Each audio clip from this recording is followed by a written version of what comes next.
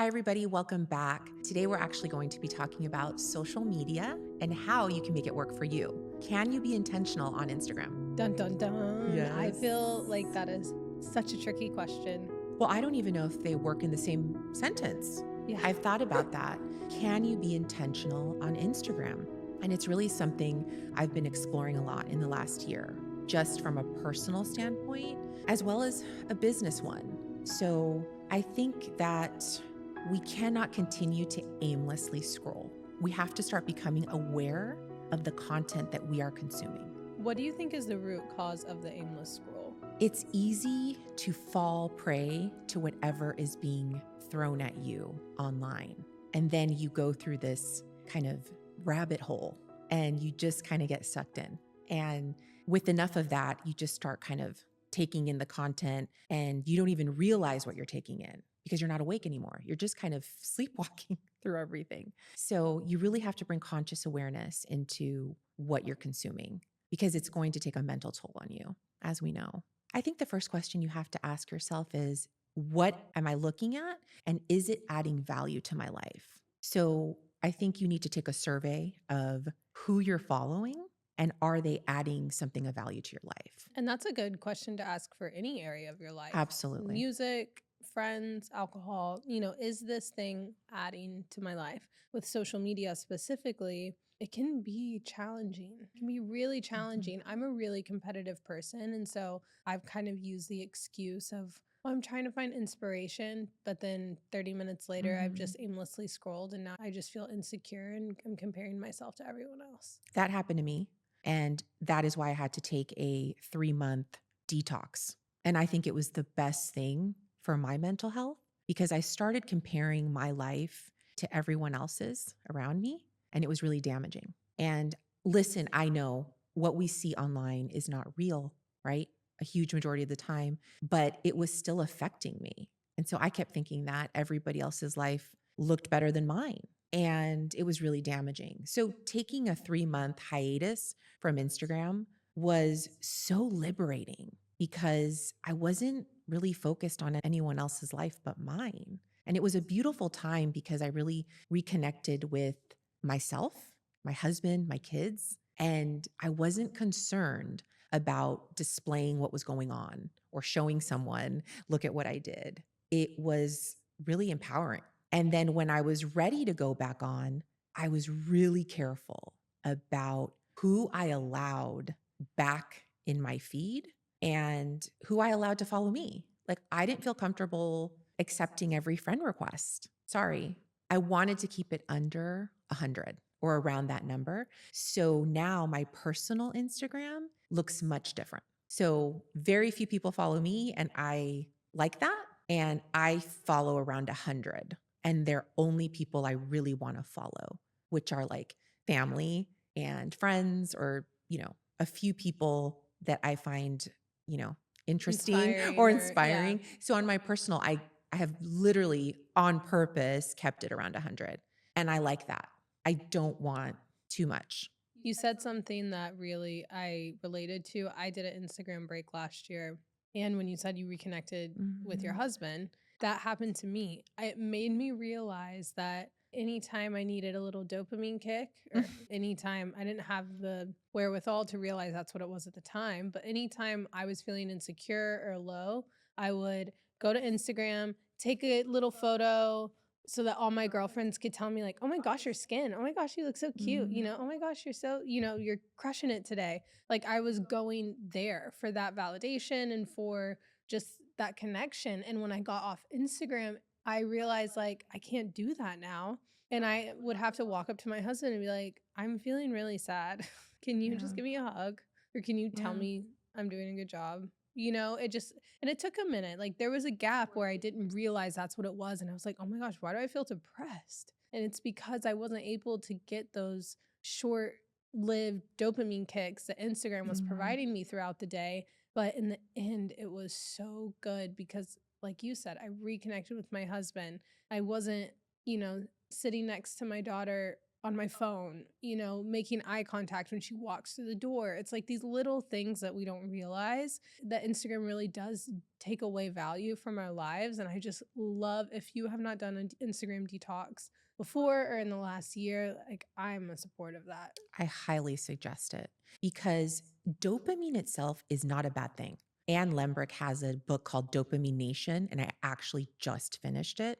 And it's the negative dopamine hits that you're talking about that we have to be careful of. So, like, our ancestors had to work twice as hard to get a dopamine hit. And nowadays, we can instantly get it on Instagram and with any drug of choice because everything is so readily available. But what happens is the brain gets thrown off balance. So just like you said, you're seeking that dopamine hit and then you just want more because that felt good. And you can get it instantly. You know that you want more of it. But I love that you brought awareness to the situation. You're like, wait a minute, what do I really need? Because that at the end of the day is what we need to ask ourselves. Like, why are we doing this? Like, we need to assess like why and go to the source. Like, am I feeling like, hey, I want my husband to give me that attention, which I have recently experienced too. I told my husband the same thing. I was like, I think I'm like seeking attention, but and he's very, great with his adoration and things like that. But I still think we need it. We still need more. What's the desire for connection? Exactly. That's why Instagram is so Absolutely. addicting. And I love Instagram for that purpose. I feel like Instagram, the positive thing has been it has really helped me find my people in terms of the business side of it. I've connected with so many wonderful people. And that's the reason I won't get off of it because it has fostered wonderful connections with other like minded people. And that's been beautiful in this space. What do you think is the thing that makes it so hard to not take a break from? Like, we're saying it so easily. Women all the time go on a diet. They'll cut out sugar for a week. Why can't we cut out Instagram for a week? Like, what do you think it is that makes this thing so hard to cut out? It's hard because we live in isolation these days. If you think about it, back in the day, there was more of a sense of community. And nowadays, I mean, we live in Los Angeles. You have to drive far to see a friend, or you really have to carve out time to make an in-person connection. And now with Zoom, Google Meet, everything dominating, the preference is I'd rather stay home Yeah. and take the meeting from my bedroom in my pajamas or in my home office.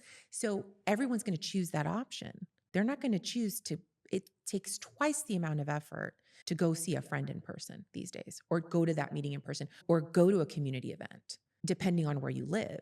I know there's other parts of the US that there is more, and I've traveled there. I mean, to those places, there is more of a sense of community. But what I'm finding is we are isolating ourselves more and more. So it's easier to hide behind the phone. It's easier to hide behind Instagram and make your connections that way. And you get your fill. Then you're like, I'm okay. I'm good. I talked to someone online. They liked something that I posted. I got validation. I'm good. I don't need to leave my house. So I think that's the world that we've pivoted to. Convenience. Convenience. Instant. Absolutely. That is, we can have anything at the drop of our hand. I mean, we can. It's so easy. We live in a microwave society. It's just like instant this, instant messenger turned into instant photos, turned into, and it's wild. So we've talked about the importance of being able to detach from Instagram, but let's say you've done that and you're ready to get back on. How do you make Instagram serve you and you not fall a slave to Instagram? So when you're ready to get back on, you have to establish your why or your intention. What is your intention to get back on Instagram? Is it to maintain connection with family, share some photos, just keep people updated on your life? Is it to expand yourself in some way in a topic that you're exploring? Is it connecting with entrepreneurs, growing a business? There's so many different intentions behind as to why you'd want to come back on. So you just need to identify those. Some people don't take Instagram that seriously. They're just there for the fun. And some aren't as attached, maybe. They can disconnect. So that's promising. But I think the majority are too attached. It's really hard. Well, and to it's break away. habitual. Yeah. I didn't realize, like, just by moving where the icon is on my home screen, I didn't realize how, like, get a text message, respond, swipe up, swipe down, click. Like, I just didn't realize habitually my thumb Absolutely. was just, like, going to Instagram. So when I just moved it off my home screen Mhm. or deleted the app or whatever, it just, like, it took 2 or 3 days for me to keep from my Mhm. thumb just, like, circling back. Isn't that crazy? Because that's automatic programming. It Your brain got used to it. It created a synapse that was like, this is now the automatic system. And it's funny because I've had people say that they take the app completely off the phone and they're only allowed to see Instagram like on their computer. So it makes it That's what harder. I do now. I will go So, through I have it on my phone right now, but, like, I'll go through, like, mhm, if I can feel myself just, like, aimlessly checking it, I'll just delete it, yeah, even just for the day, and I've done I'll that. re-download it, at 8 o'clock at night after my kid goes Mhm. to sleep. Like, I think that there's some good logic there, for There sure. is. And sometimes you have to have guardrails. I do that a couple times a month where I will disconnect it completely, or I'll hide my profile on my personal for a few days if I know I need to really focus on something for my business. I don't need any more distractions. So I hide it as best as possible. And then, I go back to it. There are so many good things and so many bad things about it. It's hard. It's hard rectifying it. But I believe that there's a couple things you can do. And I've come up with an acronym because I love school. I'm a student for life and I always love a good acronym. And I thought of the word mule. So I broke it down. If you're going to come back on Instagram, what I think is more effective is to follow these four things in terms of content. So the M in the acronym MULE stands for money. So there are a lot of successful people and smart people that have free strategies on how to make money, invest it, and you need to be following those people. Because if you're going to be on here, you might as well start getting rich I and love that. and getting a lesson in that. So if you're on here enough, follow those people making money. I love that you're saying that because I don't know if people know this, but if you click on the magnifying glass in the bottom left corner of your Instagram, so your explore page, what you see in your explore page is different for everyone. So Yes. Instagram is showing you what it thinks you want to see. So if you open up your explore page and you see a bunch of posts about depression and anxiety and relationship drama and reality TV and all of that, while that can be fun, and if you've made a decision, if your why is to Mhm. simply escape for a few minutes of the day, Mhm. okay, no problem. Right. But if you're checking your watch time and you're on Instagram for more than an hour a day, please look at your explore page and make sure that what you're engaging in is good for you. That's such a good tip. Because seeing people like you just described, entrepreneurs, how to make money, these smart, educated people, that is really, you become what you take in. What you feed grows. If that's the thing you're feeding, that's going to grow inside of you. So, like, Absolutely. look at your explore page. Right now, my explore page is full of pop culture drama. And I have to ask myself, how much of this am I taking in a day? Mhm. This specific subject. Where did all my smart people go? Why is this what Instagram thinks I want to see? It's because that's what I'm engaging in, and it knows that that's what I'm watching longer than other content. Mhm. And so I really love that you said that. Making sure that you're following money, you might as well be rich. Exactly. You You might as well might as take a well be lesson in rich. that. I love that. So I've started doing that. And it's given me just such great insight. So that's the M in mule. And then the U is for uplift. So I believe you need to follow content that lifts you up. There's just too much negativity out in the world. So you really have to follow the quotes, the inspirational messages, those people that are making a difference in the world and Janelle's spreading good. podcast. Yes, the rising. If you're following the rising, you have good taste because that's what I'm here to do. So the U is for uplift. Then the L is for laugh. Who doesn't need more laughter in their life? Who doesn't love a good meme? That will get me out of a funk so quick if I'm looking at a funny cat video or a funny Right. anything. It just takes me out of my funk.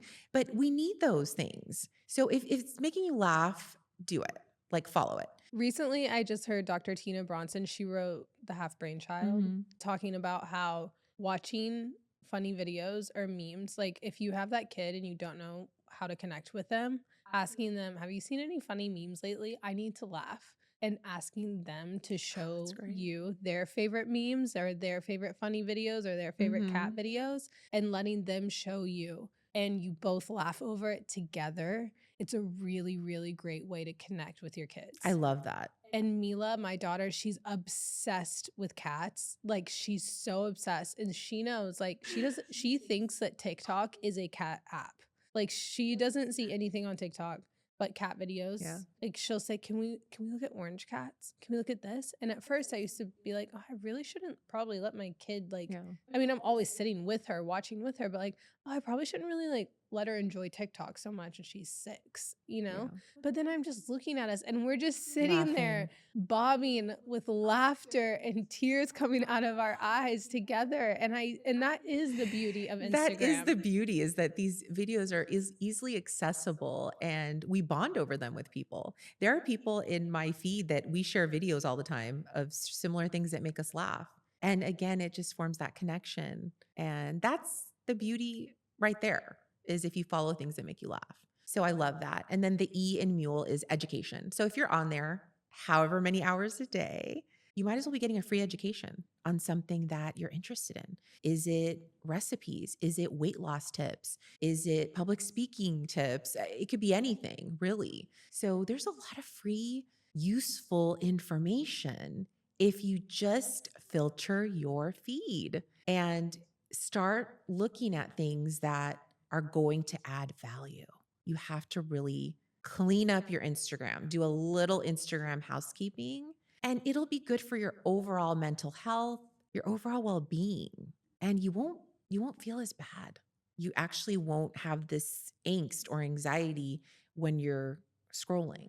I believe once you implement some of these guardrails, you will start to feel better, and you might even not be as attached, because it's really easy to get attached to drama on Instagram Yes, it is.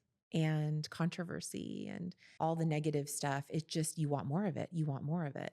But I think once you filter to a more positive place, you get your doses, it fills you, and you can move on to Right. the next thing. You don't have this insecure attachment to it, if that makes sense. So it really can benefit you if you put up some guardrails and take breaks from time to time. There are times where I leave my phone because I know I'm with my husband. I'll just leave the phone completely at home if we're going to go to dinner. It makes such a difference Or in connection. I will purposely leave it behind for a few hours. And at first you do feel a little bit like lost or naked, but you feel okay. Like an hour in, you're like, okay, like this feels nice. I can actually be present to the moment in front of me. I don't have to take a photo. This feels good. I'm just taking in this moment right now with whoever I'm with. I also think that men probably really enjoy that, if I had to guess. Oh, Like, for I think sure. that when we put our phone away, or like we leave our phone at home, we can't use the GPS, so we're not backseat driving. We're not picking where we're going to eat for dinner if we don't know.